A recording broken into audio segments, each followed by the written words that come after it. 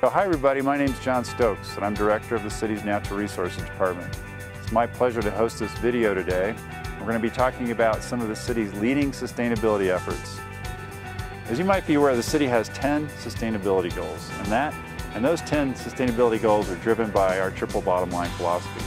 The triple bottom line is a philosophy wherein we try to balance economic factors, social factors, and environmental factors in our decision making. It's not really a new philosophy to the city of Fort Collins. We've been doing this for a very long time, but the difference now is that we're being very intentional about bringing our triple bottom line approach to all of our decision making. We're going to talk about 5 really cool projects today. We're going to talk about an electric car project where we've taken some hybrid cars and converted them to all electric. We're going to talk about some compressed natural gas buses, a downtown project on the Northside Center where we've installed some solar panels and we're generating power back to the grid.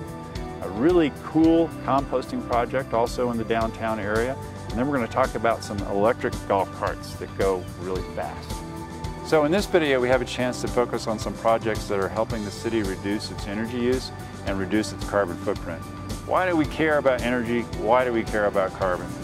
Well, in the first place, we use a lot of energy in this organization. And anytime we can reduce our energy use, we're going to be reducing the cost of our operations and the cost to the taxpayer.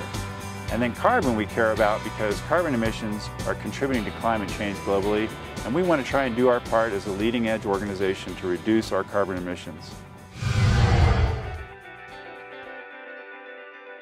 I'm using the bicycle to collect food waste from Old Town, maybe 3 or 4 blocks. It comes out to be we're diverting about 1,000 pounds a month is what I tallied up today. I think we're almost at about 12,000 pounds since we started last July. We add the leaves and the food scraps together in a recipe that works really well for composting. And there's some science to it and then some art. And then we harvest it, and we harvest it into a pile. The high organic matter in the compost really helps with any soil, no matter what the pH is, but it's especially useful for our clay soils. It will increase the water holding capacity, and we all like that. This is a Parks Department facility, so they're using the finished compost in the planters in Old Town. They've already, last fall I put out 3 loads, and all of that this spring when they planted all the flowers in Old Town, they used those 3 loads of compost. And so the restaurants can say that their food waste has come full circle. We're able to collect all this without using any trucks.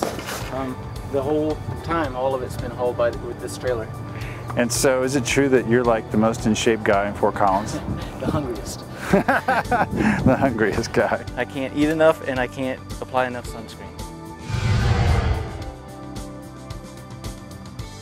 These are Toyota Priuses and a Ford Escape. These were traditional hybrids from the factory that we converted to put extra battery packs in to extend the range, to make them all electric or extend the fuel economy. In the Prius cases, we're getting over 100 miles to the gallon with our new battery packs. These charging pedestals were designed by a local company, Spirae. They were designed for the Fort Zed project. These particular pedestals are able to be controlled through our building automation system, and the power is cut off during the peak demand times. Anytime that we're reducing fuel consumption, we're not only saving money, but we're reducing our greenhouse gas and other emissions. In addition, we're not importing that oil either. So there's multiple benefits by running these vehicles on all electric.